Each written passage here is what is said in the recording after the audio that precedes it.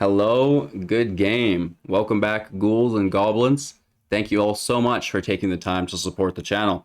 Today, we'll be breaking down our weekly tier list, the best mythic decks all the way down to our free-to-play beginner decks.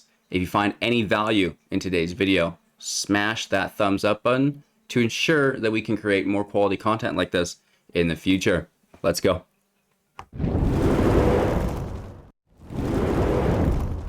All right, here we go. So we're going to start in the F tier, work our way up through the S tier. Of course, if you're looking for more information on any deck that you see today, go through my recent uploads. You're going to find it. Look for the thumbnail. Easy peasy, lemon squeezy. Of course, I'll have links below to some of my favorites. Starting out in our F tier, we have two free-to-play decks. These are both second cast decks revolving with a base mono white build. One of them is mono white, very consistent, and the other is Orzhov. Also relatively consistent, obviously less so than the mono white version. However, the power level does get a slight increase thanks to Bloodsky Berserker. So if you're unfamiliar, both decks use Clarion Spirit, Code Spell Cleric, Monk of the Open Hand, as second spell mechanic, allowing you to really get a lot of value out of your cards. And then the Orzhov version will incorporate Bloodsky Berserker as well, and it's going to get +2 each time you second cast and Menace, which is really interesting. So the amount of damage that you can do with these decks is absolutely absurd for a free-to-play deck. And, the consistency at which they operate is relatively impressive.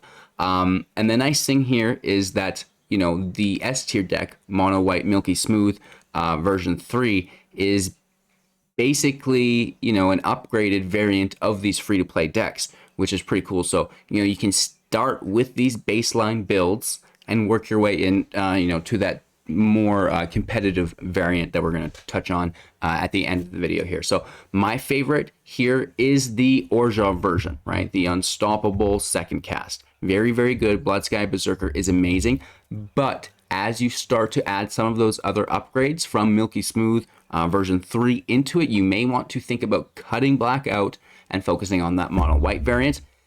And if you don't have those mono black cards, you may just want to start with the free-to-play mono white variant. And then, it's really cool. So they all use similar cards, which is great. So whether you're looking for the best deck or you're looking for, the easiest deck to get in without spending your wild cards while remaining competitive, we've got you covered here today.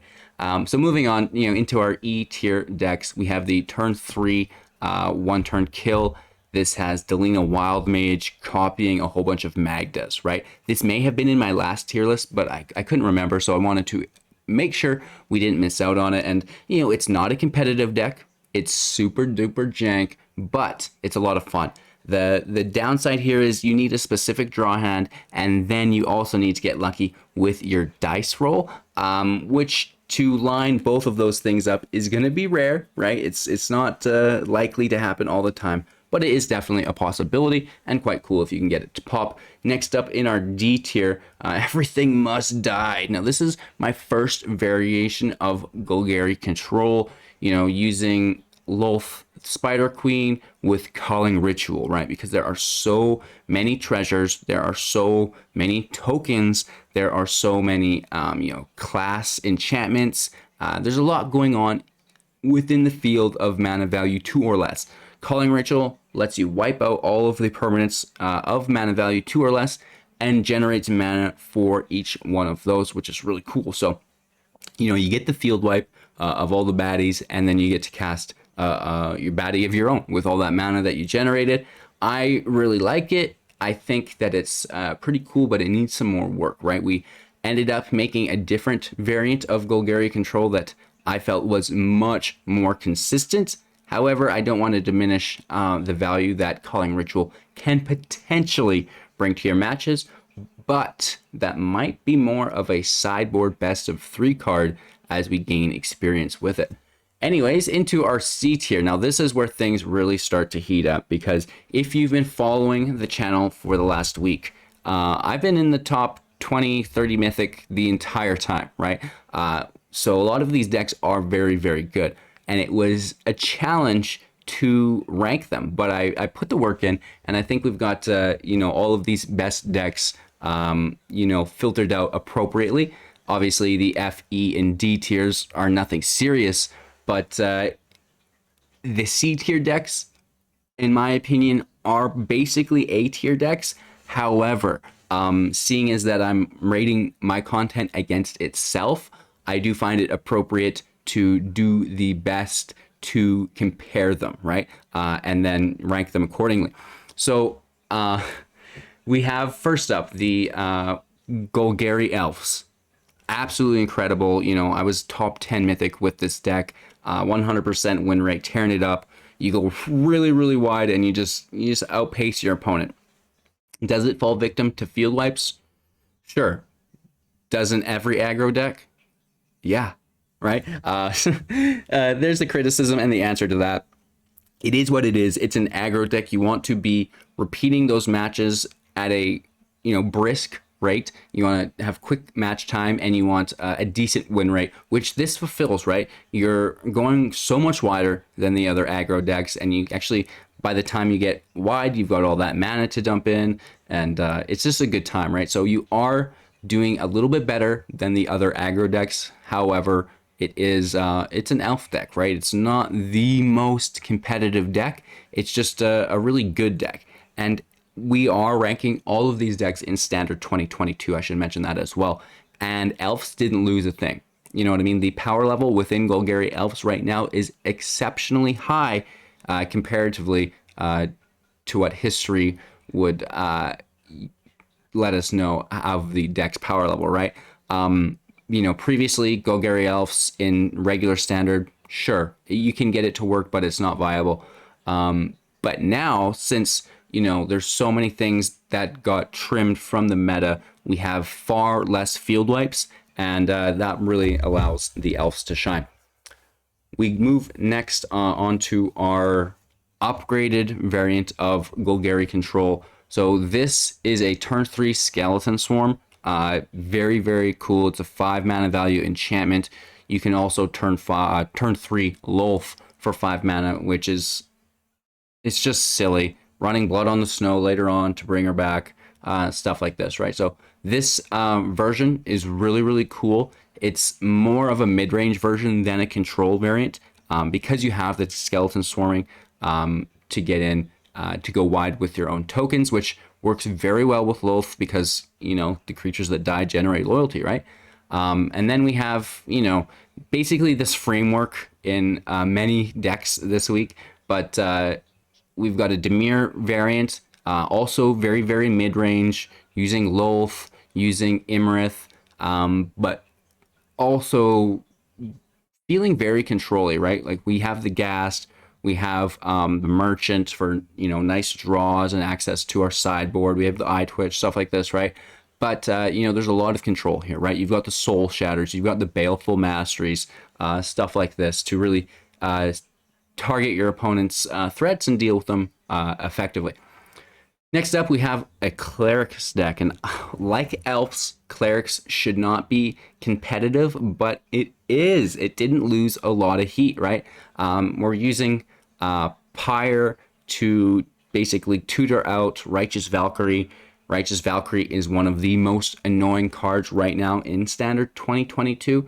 You know, breaking it down, Goldspan Dragon, Allrun's Epiphany, Righteous Valkyrie, Blizzard Brawl, right? These are the cards you do not want to come up against because they're dirty. The power level on them is massive. The Valkyries are 2/4 with flying. You gain life equal to toughness of other angels or Valkyries when they enter, and it's a stackable non-legendary creature. And when you're above 27 life, everything gets +2/+2. You know, stacked +4/+4 with flying. Like you get where it's going, right? It's really absolutely obscene. But I love it, right? It's really easy to play, you know, some of these 2-drop clerics, sack them, pull a 3-drop out, and, you know, you already have one in your hand, and all of a sudden you've got 3 Righteous Valkyries in play. Let's go. So I love it. Moving on, though, to our B tier list. We don't want to, you know, get held up too much. We have a party for 4, please. So this is Bant Party. Wow. Wow, wow, wow.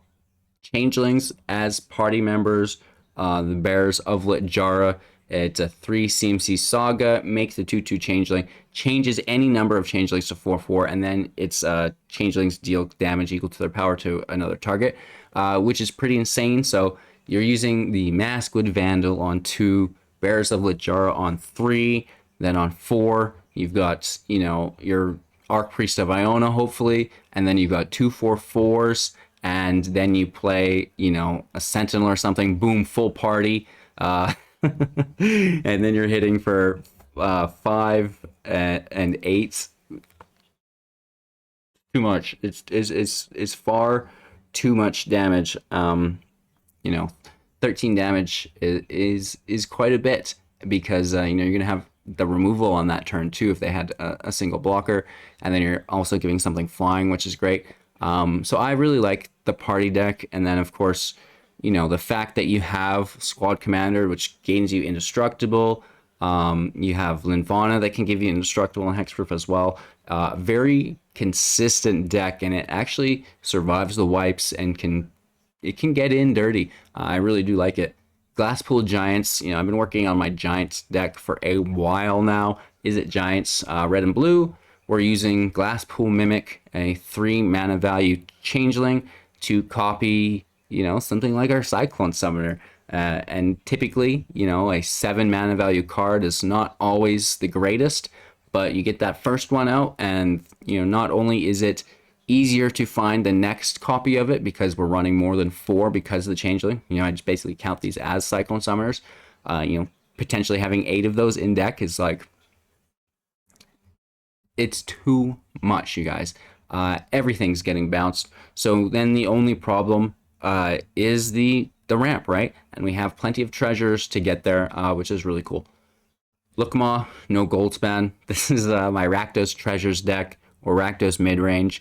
Not using Goldspan Dragon to just show people that you don't need to. And again, top 20 Mythic deck, killing it. Using Poet's Quill with Emmerstrom Predator. Emmerstrom can gain Indestructible, which is really nice. And the Quill gives lifelink at +1/+1. So, we're just outpacing our opponent. We're dealing flying damage. We have Indestructible. We're not dying to anything other than Exile, or, bounce effects. Those kind of suck. Hashtag Cyclone Summoner. But, we're taking advantage of the aggro-based meta, right? We have the life gain, so they're not killing us first. And we have Indestructible, so we're always coming ahead within the interactions. Typically, it is what it is. And then finally, getting now to the more powerful decks. The A tier, never lose again. This is Simic Cyclone Summoner, I guess, Simic Ramp.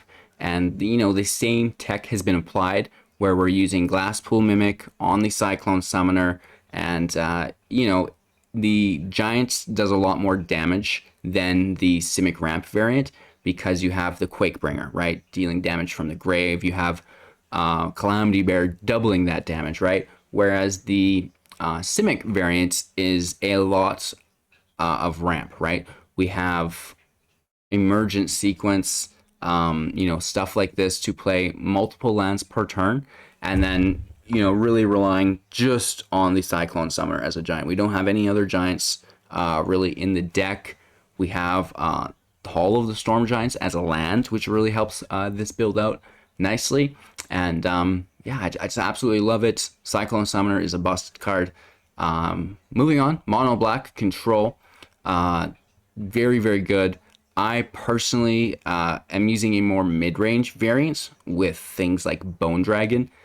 Whenever you remove something, you can basically play it from your graveyard, which is cool. And then, the same goes because we're using Lolth, right? So we have the Ghast, we have Dispute, we have Merchant, we have Lolth, we have Blood on the Snow, right? It's all there. And I do think that Bone Dragon, or not, why am I calling it Bone Dragon? HGG, Ebon Death, LOL. It looks like Bone Dragon. It could be a Bone Dragon. Dracolich, Ebon Death, I think, or Ebon Death Dracolich. That's the actual name of it. That can be played from the grave when something not named it dies. this turn with flash, which is really cool. So you can do it on your opponent's turn as well. The downside is it comes in tapped, right? But if you're doing it on your opponent's turn, you know, there's no chump blocker. However, it's only got 2 toughness, so you probably don't want to block with it anyways. And it just allows you to close out those matches a little bit more consistently. Your opponent now is forced to deal with it via the removal, but then you replay it from the grave, and it's just like a removal magnet, right? So unless they exile it, you know, they're going to have to deal with that over and over again. Finally, our S tier decks, Milky Smooth, variant 3, mono white aggro, second cast, very similar to the free-to-play version in tier F, but it's got the upgrades, right? It's got Skyclave Apparition, it's got Redained God of the Worthy, it has Elite Spellbinder, which is so good. The Elite Spellbinder stops wipe. So we get the comments, I can't win with this deck, when, you know, we literally have like 30 people in Mythic in the Discord using it. And then they're like, the field wipes, there's too many field wipes. Well, you use Elite Spellbinder to isolate that field wipe, get it out of their hand, set it back a turn or 2, and then, you know, Redain God of the Worthy is going to help you do that as well, because the mana value is going to be 4 or greater, and, you know, that's going to buy you another turn or 2, which is really cool. So it's the upgrades that save you. It's the Elite Spellbinder. It's Redain God of the Worthy. It's, you know, the Skyclave Apparition to exile any annoying things that they may have. Yeah. And then mono green aggro, you know what I mean? It's mono white or mono green for me personally. We're going to talk about some of the top tier decks that I didn't mention today, because they do exist. I've not played every single deck. But mono green aggro is insane. We've, in this version, put in Orn Reef Ooze, which is insane. Absolutely incredible with Rangers class, you know, with the Swarm Shambler. Very, very nice stuff here. So this is an incredibly competitive deck. Blizzard Brawl is, you know, one of the most annoying cards, right? Remember? And, you know, you can take advantage of that here. So that's today's list, you guys. If I had to pick a deck to play, it's Milky Smooth version 3. Check it out in my channel. I'll have a link for it in the comments below. But again, you know, try out all the decks, because what works for me very well may not work for you very well. And we all have different play styles. We're all, you know, experts in certain areas and novices in others, right? Like someone may be an expert aggro player and, you know, an amateur control player, things like this, right? So they are different, even though we're all playing Magic. It's, you know, the different decks play differently. And if you try to play them all the same, you're going to have a bad time, right? So thanks again for watching. That's what's going on. Breaking down some channel news, right? I do want to kind of talk about where I am as a creator and where, you know, we're going to be going in the future, right? So I'll just bump myself over here. I've been doing 2 videos for a while now, right? Consistently. The channel's not performing as well as I want it to with the time input that I'm putting in. For example, Strixhaven came out. Channel's almost at 1,000 views, or not 1,000, 1,000,000 views for the month. Incredible. Putting out 2 videos a day, loving my life. And here we are now in D&D, putting out 2 videos a day, top 20 Mythic, and the channel is at, you know, half of that, right? 500,000 views. That hurts, right? Because I'm working every single day. I get up at like 5 in the morning. We're working by 6 until like 3 in the afternoon, you know, take care of myself, and then we're back working for another hour or 2 in the evening, right? So a ton of work every single day, no days off, which is fun. I don't mind it. I get it. It's the grind. That's how you become successful on YouTube, right? However, I am worried about the takeaway, right? The sacrifice at which has been made. And I believe that is the back end evolution of the brand, which is, you know, like the new stream assets, the new Discord. You know, there's so many different things that I want to do, but don't have time day to day, right? And I think if we trim our content back a little bit, I'm going to have time to do those things, right? Put a new paint of coat on it, so to say, right? Line my ducks up, get everything where I want it to be, at which point we can turn the jets on again and go back to those 2 videos a day. Not that there won't be 2 videos every day. You know, I still am planning. So right now we're doing, you know, roughly 75 uploads a month, right? More than 2 videos every day on average, barely. But I think we could probably trim back to about 45, right? And this is going to give me, you know, the time to incorporate not only some self-care into my life, right? Trying to cook a little bit healthier, you know, some workouts, some reading time, stuff like this, but also, you know, some time to develop the business and really flush out the quality of the content, right? You know, not only the production quality, but, you know, the actual content quality as well, right? And, you know, this for me means, you know, always going to be top Mythic for you guys. It's always going to be brand new original decks from myself for you guys. And it's a lot, honestly. It's to make 2 top Mythic decks every single day. I mean, we're doing it, but it's it does take a ton of it away, and I really, it's hard to explain, but it's a kind of like an energy thing, like a feeling towards it, where one is incredibly stressful and the other is more relaxed, right? And I don't mind the stressful environment, but to have it be that way 100% of the time is, you know, it's hard to maintain while trying to also accomplish all of those other goals, you know, that I want to get done, right? So that's the justification as to where the channel's going, right? We're currently crushing, you know, 75 uploads a month, maybe probably trimming it down to 45, just so I can get my ducks in a row, get everything lined up. You know, there's some big changes coming up in the next couple months for this guy. You know, we're probably moving in and all this. So I do want to make sure that I get everything where I want it to be before that, right? So we're not weighed down when we do, you know, have even more work to do on the side, which is, it's irrelevant. It's typically shouldn't be a big deal, but when you are working every day, it's like, it's hard to even fit in grocery shopping, never mind moving, right? And then again, none of this, I want to reiterate, would be an issue typically. However, there's a lot of things I want to do on the stream to upgrade it, on the YouTube channel to upgrade it, right? I've not done any upgrades, any coats of new paints, you know, since it's probably been about a year, you know what I mean? A really, really long time since I started doing 2 videos a day, I honestly feel like, right? So this also will be, you know, syndicating my videos to other platforms, right? I do have lots of ideas, but to just share a couple with them, you know, it is a revenue-based project. Obviously, I'm barely making ends meet right now. On good months, you know, La Vida Loca, right?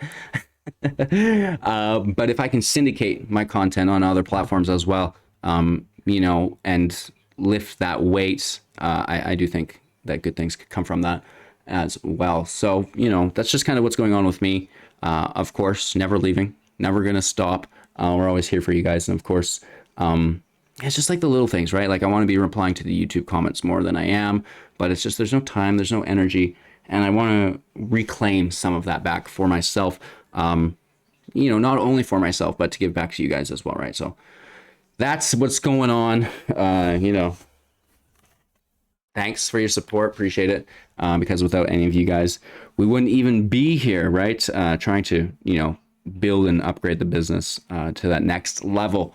And, you know, again, to reiterate, once we do hit that next level, we're going to hit the afterburners again, right? We're going to slam back to the floor with the gas and probably get to those 2 uploads, maybe even 3 uploads a day. Who knows where we go from there. But I just want to let you guys know what's going on. And then again, I'm going to maybe do some polls as well to see where your guys' ideal upload time is and which days you would prefer multiple uploads, right? So I'm going to need some community feedback from you guys in the following days while I kind of engineer a new schedule for myself, right? So cheers. Thanks for watching. I hope you guys enjoyed the tier list and, you know, my little ramble here at the end. Have yourselves a magical day. Watch some more content to support, and maybe even check out that link tree, become a Patreon, join the Discord community, take part in our contests and giveaways. all of these cool things. And, more importantly than everything, right? Like I always say, have a magical day, and we'll see you soon in the next.